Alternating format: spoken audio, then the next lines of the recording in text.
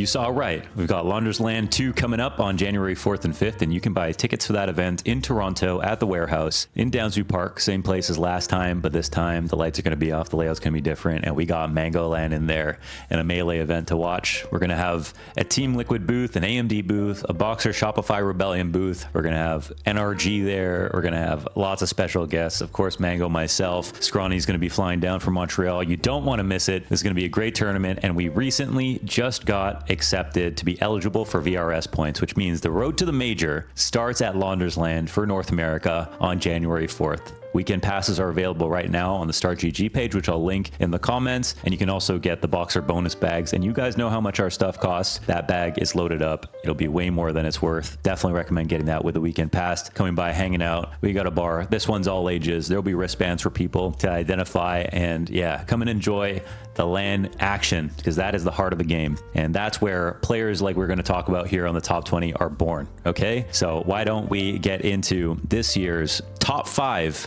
of 2024. Isn't it sad this is the last video of the year? I mean, the year's almost over and I'm like tired, but at the same time, kind of sad we're wrapping it all up, and we'll go again next year. Anyways, without holding you up anymore, why don't we talk about it? Your 5th best player of 2024, JL.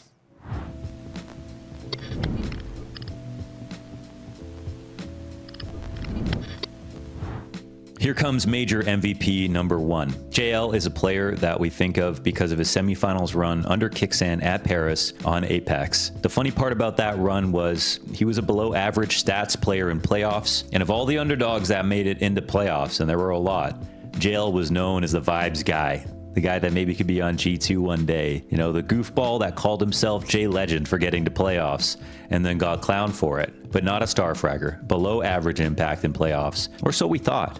But Blade thought differently and gave him a chance to play alongside Imma, who was set up to be the star for Na'Vi. Top 5 for JL a year later is beyond a dream, but it's also something that he was not carried to. In fact, of all the players that underperformed on Na'Vi, they needed JL to be able to be eligible for Team of the Year. He was the MVP of the first major of CS2. He was not just the MVP, but he was very clearly the best player when you watched his run. We're talking about 40 kills in regulation versus Team Spirit. We're talking about him dumpstering FaZe in the grand finals with the help of Bit in that last map. We're talking about a player that evolved more rapidly than anyone else on the team, and I can't help but think that Na'Vi became a different team going into the second season because of JL's impact at that major. I think they are eligible for Team of the Year because of that. I think they had a renewed sense of faith in their project, being the first international lineup that Na'Vi has ever used in the org's history. And under Blade's system and the storm of growth that Alexi B experienced as a leader, JL became the player that Blade could see back in CSGO. And if he didn't completely bottle Shanghai, he would have been higher than number 5. But for having a 1.30 rating versus the best teams in the world at Copenhagen, and continuing to be as good as Imma became, to be as good as Bit was in Season 2, and to keep his impact throughout the year, apart from Shanghai, that's what has him at number 5 this year.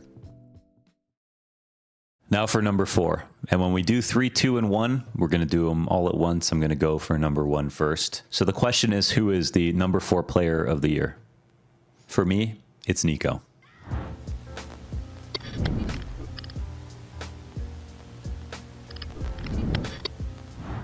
10 years since his first major appearance, and here we stand, both in awe of his LeBron-esque consistency, 7 top 5 player of the year finishes, and simultaneously horrified at the critical trophy-denying losses that has prevented him from getting his 1 chip. Some say, how can he be the best player of all time if he hasn't even been the best player in any single year? But in 2018, the most competitive year of CSGO history, and this year of CS2 maybe rivals that because of how strong the tier 2 was and how much parity there was at the top. Nico was the best rifler in the world in 2018. You know, behind Simple and Device, getting 3rd with a rifle. If they didn't exist and if the op wasn't as strong, he would have been number 1 most likely. So we can definitely say that. And 6 years later, here he is, one of 4 players that were on that top 20 list in 2018 that are even still on that same list. None of which, by the way, besides him, are even in top 10. It's no secret that Donk is still to be placed on our list this year, but the greatest irony of that is Nico's dominance in the kill matrix over Donk in this very same year. The final tally by my count, is 107 to 63 for Nico over Donk in the head-to-head kills, and that's why we call Nico the king without a crown. His crosshair placement and range as a late round closer, lurker, or upfront opener are why Nico has pervasive and memorable impact across this many years of play. But just like 2017, he misses the mark as Rifler of the Year due to the enormous peaks and consistency of his main rival. With Shanghai being G2's last dance, we will have to see if this marks his best chance to ever win the major, which is the last event that he needs to win to round out his career. So here we are, folks. A year with the most parity that I've ever seen since 2018. 2018 I always call the most competitive year of CSGO, with Simple being number one, his peak year, having to get number one versus peak Astralis, versus FaZe, versus peak Nico, versus the best year Device has ever had. Simple rose to the top in all of that. Incredibly difficult. Now, the one thing that's for sure changed is that the tier 2 and the amount of top teams that are good has risen. CS2 has been amazing in terms of the amount of different stories happening all at once. And the most incredible part of all, ironically, is that Simple is not even in the top 3, and yet this year is so competitive. So much of this year for me came down to Shanghai, and some might say recency bias, but Shanghai is the first or second most important event of the year, depending on if you put Copenhagen or Shanghai ahead. There are no more important events than the major themselves, and of course, we had some interesting stories come out of that. This race for top 3 is so special. It's no secret who is left at this point, and I think we've all been really lucky to get the stories. You know, we got Donk's rookie year and how amazing it has been. We have ZywOo, who has spent the entirety of his short career of 5 years with an average placement of first or second best player in the world every single year. And then we have m0NESY, who I don't know if I have ever seen a player with as much superstardom as him in terms of the fans, man. When I went to Singapore, when I went to Shanghai, you would have sworn this guy was Chinese. It's incredible how many fans m0NESY has, and the highlights that he's put up has just been nothing short of remarkable. So those are our final 3. But I'm here to crown my number 1 player for the entire year. The kid who, throughout this year, acted like he deserved a seat at the table.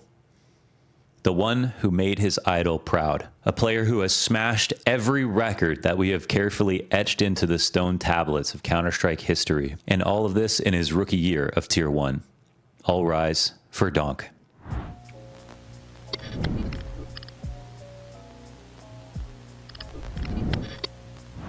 Let's get the records out of the way, okay?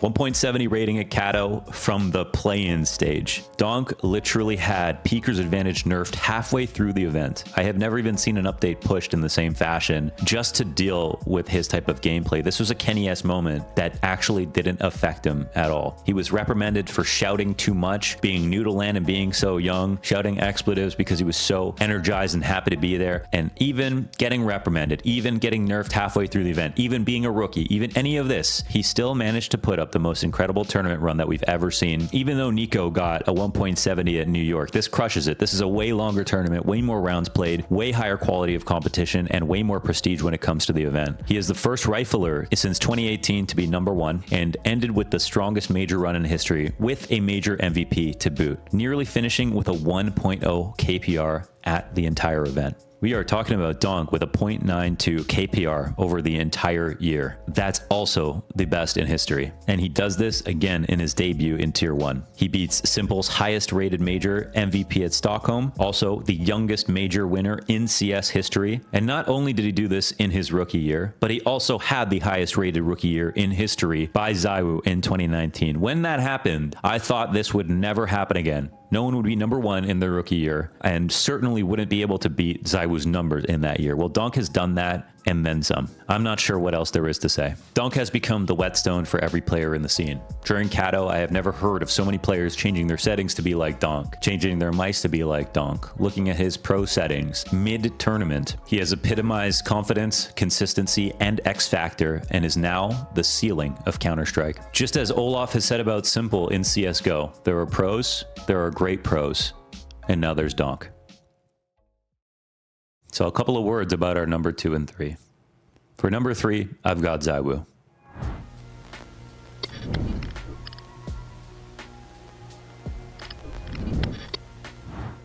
Being the best player in the world this year meant beating the other two best players in their best years to date. And I say that because even though I placed ZywOo in number 3, to me this is the year that he showed his best self after the Copenhagen major loss to FaZe. That was a moment where I even found myself turning my back on him. ZywOo cannot frag when it matters. Yes, he can have really strong numbers, and if the opponents are weak enough, he can fry. But when it came to the critical match versus the team full of X Factor, he fell apart. And that was not even the last time this year that ZywOo and Vitality lost to FaZe. But I say and Vitality because at the Shanghai Major, when they lost to FaZe, this time we had a different ZywOo. This time you didn't look at it and go, ZywOo was asleep, ZywOo was too passive, ZywOo was scared. Instead, this time he left it all on the table. And so you could get confused seeing these two losses in isolation and think ZywOo wasn't as good as he could be. But throughout the second season of the year, what I saw was a ZywOo who was willing to take control of rounds, who was willing to be there. He was willing to go for gold when it mattered the most. He absolutely smashed Na'Vi in the Cologne Grand Finals, right in the middle of what could have been their era in this second part of the year. ZywOo shows just as much talent as he's always had,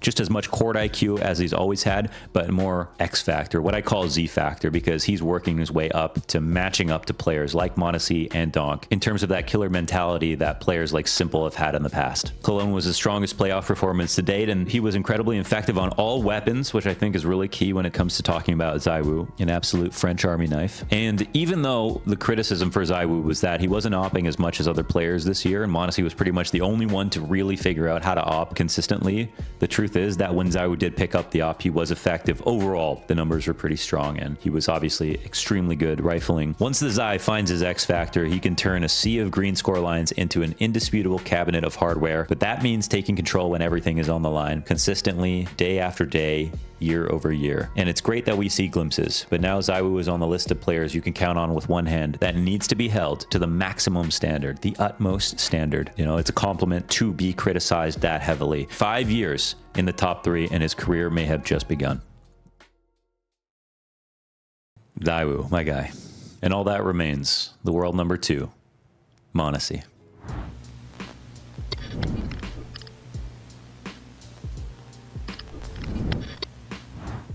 In the end, this race was decided at Shanghai. I had m0NESY as number 1 before the major began, but again, the second major of the year, the most important event of the year. It doesn't matter that it was recent. This was critical for m0NESY. We've seen nothing but X Factor to compare to ZywOo. m0NESY has had to carry Snacks, he has had to carry Stewie, he has had to carry Nexa, he has had to carry everyone on that team at times. And the way in which they won certain events this year, the way in which they won the World Final, the Fall Final, and Dallas, I'm going to go out on a limb and say that if you replace m0NESY with ZywOo at any one of those events, you do not win. The carry performances that he has put up are going to be all-time carry performances when we look back on his career in the rearview mirror. It didn't matter who you replaced around him, m0NESY will have critical impact from day 1 to grand finals throughout an entire event and carry anybody. Now, of course, we didn't get that quite at Shanghai. For some reason, he was off of the event, and if Donk did not get major MVP in the rookie year, finals MVP, and also strongest major run in history all in one swing, then maybe I think I would still be open to the idea of m0NESY, but that was just too much. As someone who has been traveling to lands to commentate for 10 years, I have seen very few players with a level of stardom as m0NESY. By all accounts, he is the definition of a Counter-Strike deity and has already collected more highlights this year than most will get in their entire careers. That's it. Donk's number 1. We just did a Spirit collab. It's restocked. You can go and get yourself some Spirit collab merchandise. And even with all that, man, I was still cheering for m0NESY for some reason. I was so sure throughout the year that this was going to be his number 1. Shanghai was just that disappointing. People who watch, they know. If you look at the numbers, you'd be like, okay, he was still fantastic. No, he wasn't the same. And I really think he lost a major opportunity at Shanghai, unfortunately, for m0NESY. So much pressure on him to do so much on a team that is not nearly as good. But at the same time, it's his standards that set us up for these expectations. Same reason I said we criticize ZywOo. These are the very best players. We talk about them the most, but we also love them the most, and we want the best for them. That's it. Again, this is a celebration of the best players in the world, and this is a team game. But the special thing about celebrating the best players in the world are these are the players that show you the ceiling of the game. They show you the ceiling of the game more than the devs can, more than your best friend can, more than the highest elo player on Faceit, more than anybody else, right? The best player in Pro CS at the top of their game shows you what's possible, what's not. Things like Donk did, no one would believe, or even viable, not to the level of consistency that he put up and he did. And you're going to see a lot of players come up and be incredibly great behind him, knowing that it's possible. That's the special gift that the individual brings to CS, and that's why we can celebrate two different things at CS: the aspect of it being a team game and the individual stars, because there is room for stars to take over and win. Sometimes it feels like nearly by themselves. You know, it might be faux pas to say that, but I think that's the reality. All right, folks, that's it. I'm gonna leave you with this. Code Launders, 10% off on ASON. Again, our partner for the whole year. They've been fantastic. They've got the best cans in CS2, and you need to get a pair. Super on sale right now. Go ahead and grab yourself a pair of Aspires, and maybe next year I'll see you on the list. Happy holidays once again. Happy New Year. Busted out the tux for this one. I thought I was only gonna get one use out of it. And my next event now is gonna be Launders Land, January 4th and 5th. Make sure to come and hang out, come meet me. And then the HLTV Awards right after that. And then boom, we get in 2025 and we do it all over again for the greatest game ever made. Counter-Strike, baby. Thank you to Vivid for all the editing this year. The amazing work done all year long. Can't wait to go even farther in 2025. Peace out, y'all.